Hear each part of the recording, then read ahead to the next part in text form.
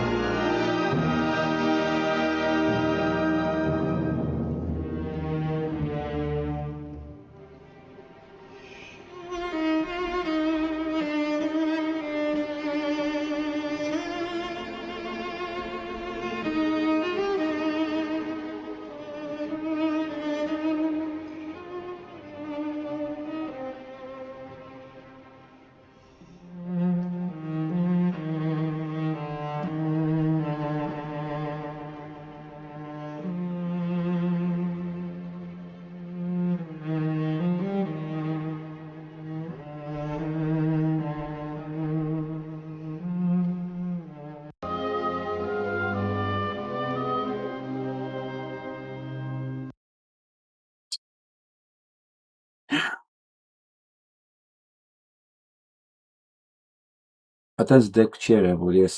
մի նվագախմբի հետ օտար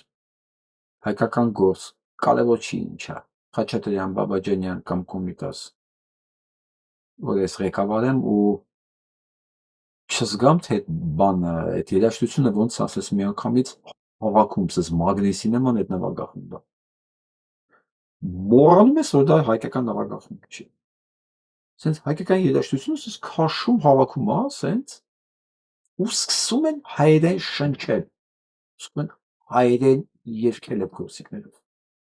Ես այս ֆենոմենը չեմ հասկանում։ Ես կարող եմ բացատրել, ինչից կարող եմ, որովհետև ամեն մեկի մեջ մի հատ հայ աղում։ Ինքը այնքան իրանց հասանելի է, որ իրանք իրանց մեջ բացահայտում են, որ ստեղ ինչ-որ մի բան խփում արագ ու միանգամից սենց առանց բառ ասելու,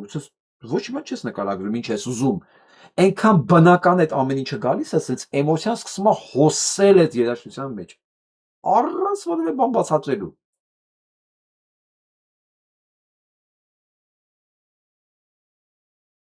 Ու մենք ինքնակամ հրաժարվում ենք այս ամենից։ Ինքնակամ արհամարհում ենք, նվաստացնում ենք։ Որ տեսեք որտեղ եք իջել։ Այն Մասիսի գագաթը հիշում եք, որ ասում եք, արա խտեղենք, արա իրավունք չունենք ախր իջնելու դրանց։ Արա առյուծը չի կարա շակալ դառնա։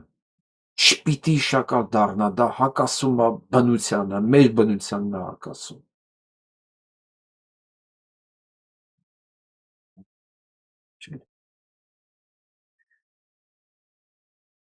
Մենք մեր կռիվը պետքա տանք բոլոր հնարավոր ձևերով։ Կմնան նրանք, ովքեր բարոյապես չեն մեռնի։ Այսքան, այսօր համար այսքան, լավ մնացեք։